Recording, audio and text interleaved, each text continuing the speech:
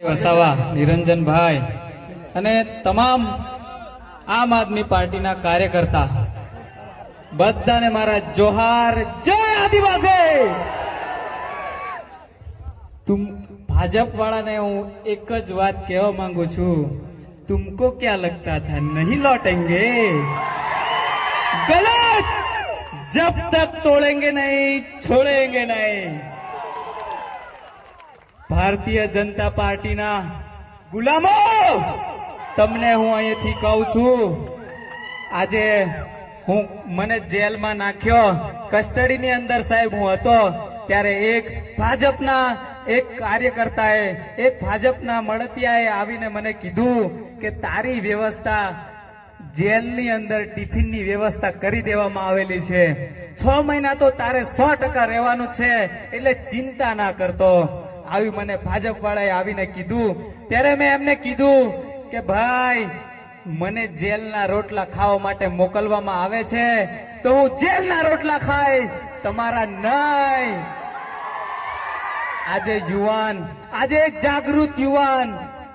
જાગૃત યુવાન હોસ્પિટલની વાત કરે છે, પાણીની વાત કરે છે, તો શું તમારે કોઈ પણ વ્યક્તિને જેલમાં નાખી દેવાનો? આવું વિચારવાનું? થોડુંક તો ભગવાનથી બીવો મારા ભાઈ, પાર્ટીના ગુલામ ના થઈશો। આજે એક સીધો સાદો વ્યક્તિ, કોઈ પાર્ટીનો વ્યક્તિ નતો, અને આજે મને પાર્ટીમાં જવા માટે મજબૂર કરી નાખ્યો। અને ચૈતરભાઈ વસાવાને 2023 ની અંદર જે પાઘડી મેં પહેરાવી હતી ત્યારથી ચૈતરભાઈ વસાવાની વિચારધારે જોઈન્ટ હતો, પણ આજે આ મંચ ઉપરથી આજે વિધિવત હું આમ આદમી પાર્ટીમાં જોઈન થયો છું। આજે મારા કવાંટના વિસ્તારની વાત કરીએ તો રસ્તાઓની વાત કરીએ, પાણીની વાત કરીએ, ત્યારે ભાજપના નેતાઓને તેલ રેડાય છે, પેટમાં તેલ રેડાય છે દોસ્તો। એટલે આ યુવાન જાગે, એને જેલમાં પૂરી દો, નહીં તો ગમે તે રીતે એને હેરાન કરી દો। આપણા આંબા ડુંગરના જે સરપંચ છે એમને પણ એમની નોકરી છોડવા માટે મજબૂર કરી દીધા। એટલે આજે રાઠવા આદિવાસી બોલતો ના થાય એના તમામ પ્રયત્નો આ લોકો કરી રહ્યા છે દોસ્તો।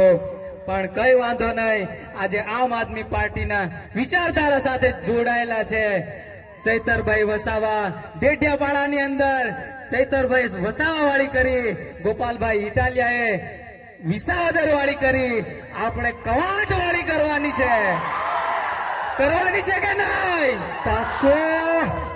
એટલે આ મંચસ્થ મહાનુભાવો આવેલા છે, એમની સાથે કામ કરીને કવાંટનું પરિવર્તન લાવવાનું છે દોસ્તો।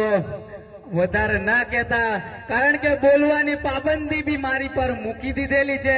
અહીંયા ઘણા બધા લોકો અહીંયા ચાપતી નજર લઈને બેઠા છે, પણ દોસ્તો ગભરાવાની જરૂર નથી।